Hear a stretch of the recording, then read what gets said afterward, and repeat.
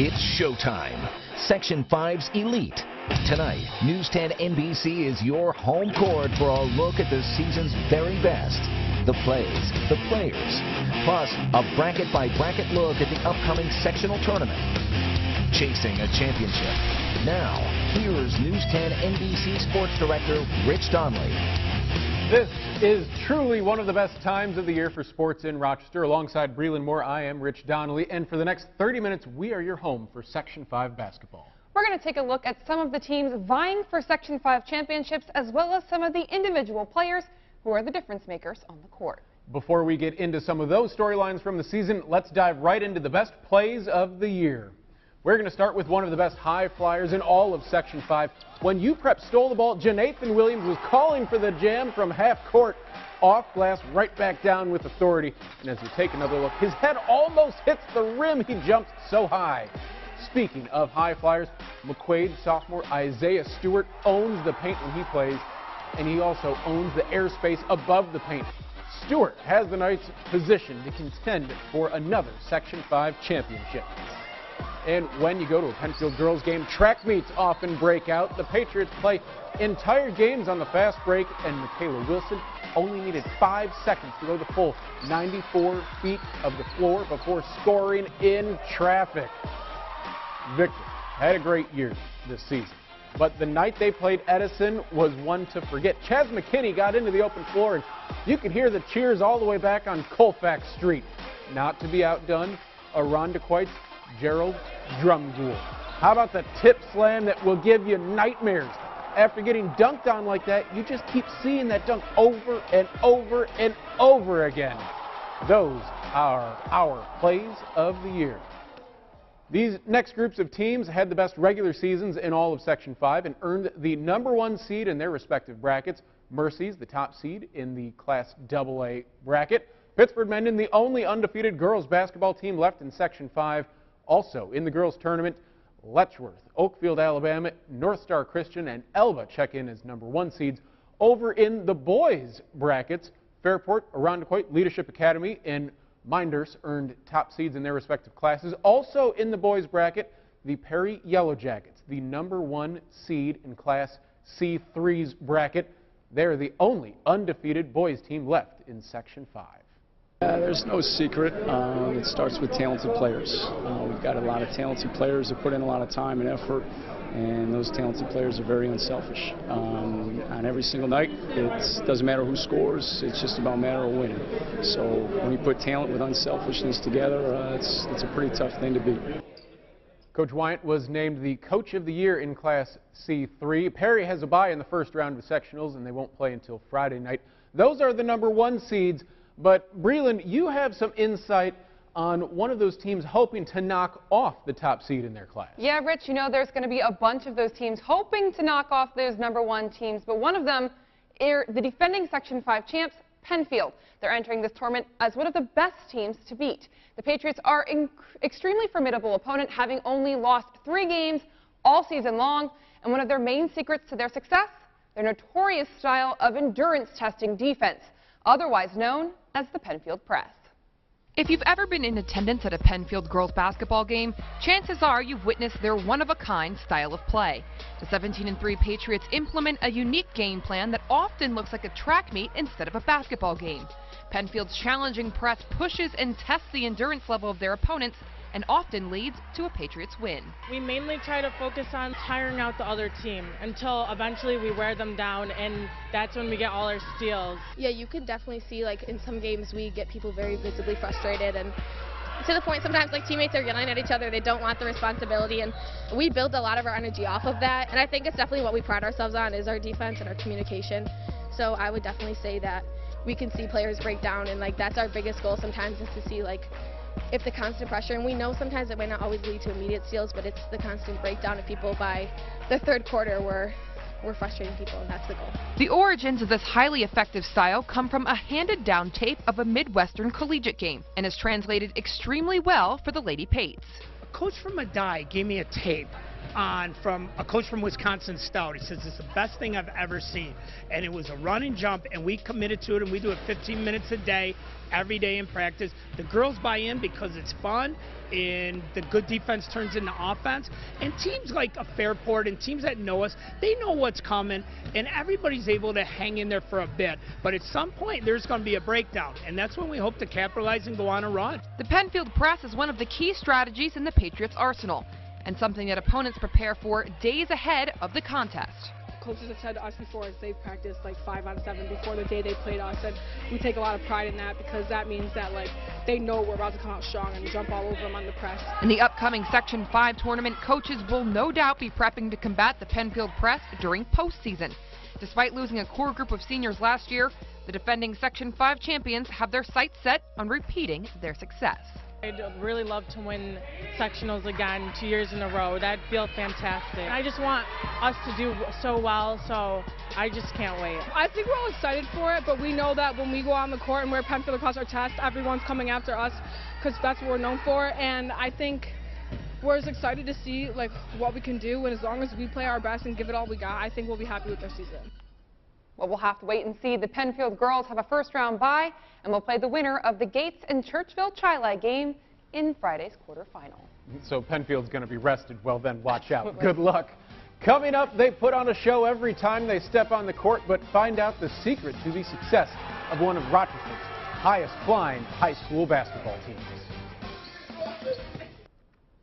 Welcome back to Chasing a Championship. Basketball is a sport that lends itself to bragging, especially when you're a player who's talented enough to dunk on another player. UPrep is one of those teams that has a lot of those kind of talented players, but as we found out, bragging about a big dunk is not what motivates them. UPrep has every right to brag and have a good time about their high-flying dunks and show-stopping plays. But behind all of the highlight reel buckets is a team that works hard in practice to get better, but more importantly, to stay humble. No egos. And we have no egos. They play for each other, they play to win, and they just enjoy the game. James Reeves is in his first year as the head coach of the UPrep varsity team, and he's guided his group to 15 wins so far this season. But the most important game so far this year was the last game of the regular season. A loss to Bishop Kearney. I think it kind of helped us. It gave us that fire, that hunger, and they don't like the feeling of losing, so I think they're a little motivated by that. Another thing that motivates the team, finishing off a highlight play. The players actually talk about having big plays before the game starts, and that was on full display earlier this season for the team's first basket of the game on the road against Sutherland. Going into a game, we expect a dunk or two. I knew it was going to happen because the chemistry that we got. I knew if one of our point guards on a fast break and we have a dunker, they wouldn't throw it up for a highlight. It's more than a basketball team, you're like a family. So when we get on the court, we're more comfortable with each other. Everybody is one, basically, one day somebody going to have 20 points, next day they might have 5. We play to win, not about points.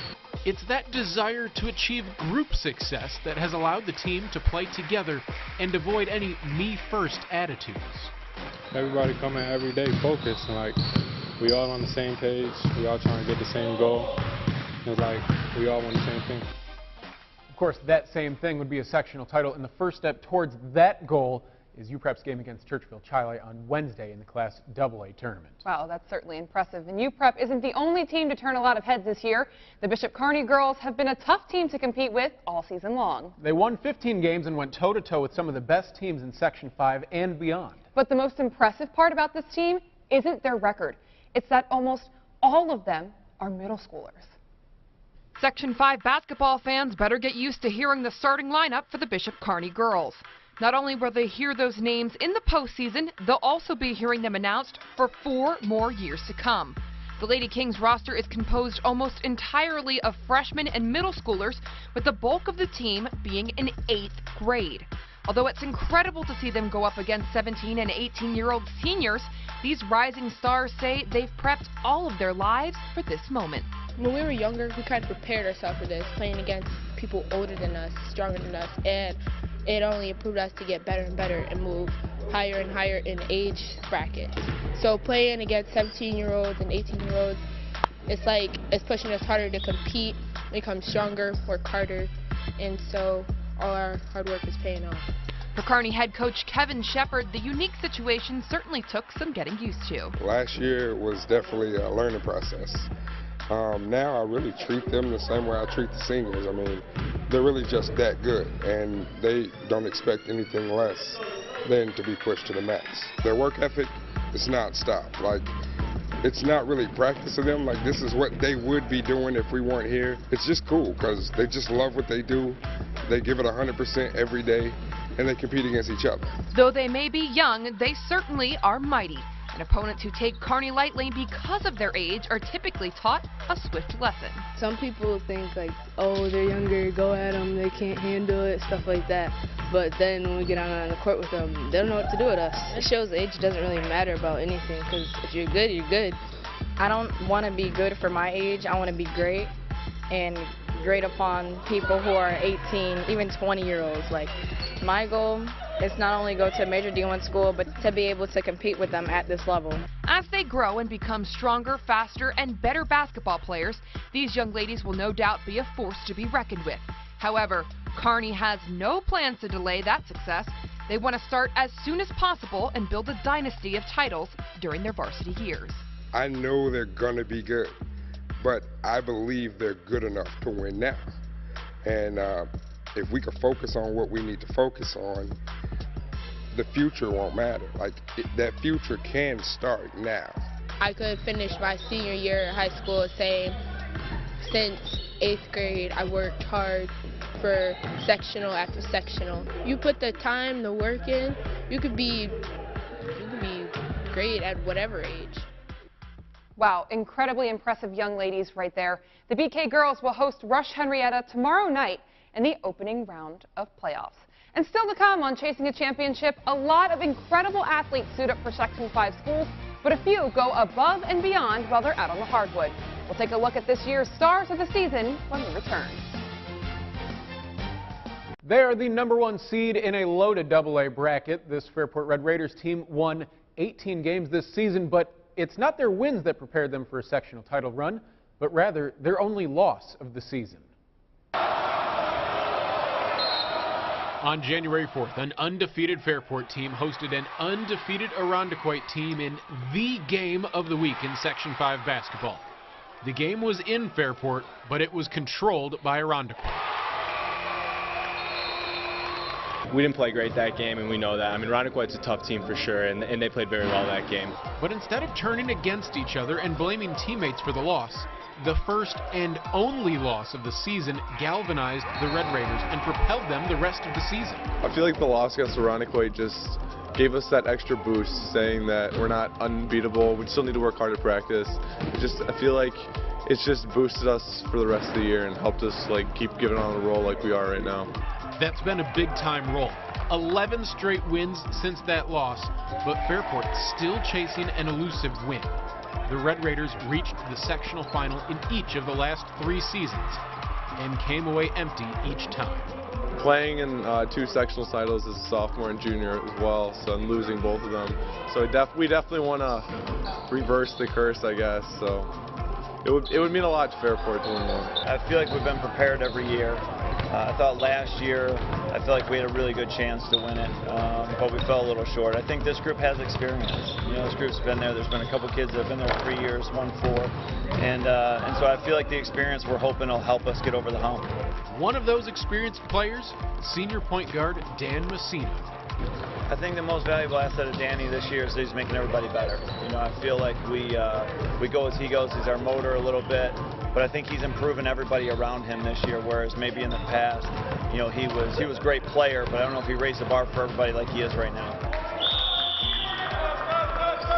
And I have so much trust in all the guys. We play the right style of basketball where someone's open, we're going to give them the ball, and we're going to believe in them to make the right play. And I think that's the big key for us. Personally, I've been to the last 3 sectional championships, and especially last year was a tough one to swallow. But we want it really bad, and it's something we think about in the off season when we're working hard. But I've been with these guys for years, and I got belief in us and the way we're playing team ball right now, and we all believe in each other. So I'm excited to see what happens. Fairport is the #1 seed in AA, but this current group of kids has not finished the tournament as the #1 team. For a group that's familiar with winning and hoping to get back to championship form, we go back to Breland Moore. Yeah, thanks, Rich. The Greece Athena Trojans have been one team that's enjoyed a lot of success the past few seasons. They've taken home 3 Section 5 championships in 4 years, but that's a bittersweet accomplishment for this team. The Trojans fell short in the tournament last year and were unable to complete their four-peat. And as if losing the championship wasn't bad enough, they also lost standout Anthony Lamb to graduation. This season, though, returning to glory has been their primary focus.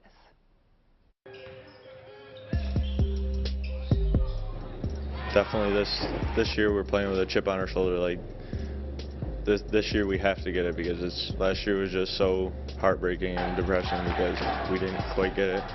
Yeah, it definitely is the main motivation for all of us, that we want to bring back our team, especially since we lost a good factor last year with Anthony, and this year we want to prove everybody wrong and win it all. It's kind of weird. We lost our very first game of the season, and I honestly think that was a blessing in disguise, because it motivated us, it made us refocus, it made us realize, hey, look, we're a different team than we were last year. We got to work harder, we got to do some things better than maybe we got away with last year. But you know, ever since then, we've really come together well, and our practices are great. They're very competitive. We have good leadership on this team. So yeah, I do think that rallying cry has really helped us. It is time to honor some individual players. This next group wowed everybody every time they stepped on the floor, and they almost always found themselves in our highlight videos. It is time for our stars of the season, and our first star, Janathan Williams from UPrep. Janathan often played above the rim and has already established himself as one of the must-see players in all of Section 5. The junior led UPrep to the #3 seed in the AA bracket and has hopes of a sectional title. Our next star of the season, Michaela Wilson from Penfield. When you go see Michaela and the Patriots play, you might confuse their game for a track meet. They're going to fly up and down the court. Michaela and the Patriots are looking to once again be crowned the best in Section 5. Our next star of the season, arguably the most tournament experience of anybody, Fairport's Dan Messino. Messino is the straw that stirs the drink for the Red Raiders. The senior point guard does it all on the court and has a chance to reach the sectional final for a 4th straight year. Messino and his teammates looking to win the title this year. And this list has been very guard heavy, and it continues with our next star of the season, Treva Breedlove out of Mercy. The junior is a 3-year varsity player who can get to the hoop as fast as any guard in Section 5 and also rebound with the trees in the post. Breedlove and Mercy didn't lose to a single Section 5 team this year, and they plan on keeping that way throughout the tournament. And our final star of the season, none other than Jalen Pickett from Aquinas. Pickett brings leadership to an Aquinas team that is looking for their 3rd straight Section 5 championship. He fills up the stat sheet and is always a threat to record a triple-double when he steps on the court. Jalen Pickett and the Irish are the 4 seed in a loaded AA bracket. Well, hey, don't change that channel, because we're coming back to wrap up Chasing a Championship right after the break. Well, that's going to do it for Chasing a Championship. Breland, we have one heck of a regular season behind us. Absolutely, and I don't know about you guys at home, but I know that Rich and I are incredibly excited to see what these teams are going to do, and action starts already tomorrow. And we will have the highlights of all of these tournament games coming up to you later on News 10 NBC. For all of us here at News 10 NBC, thank you so much for watching.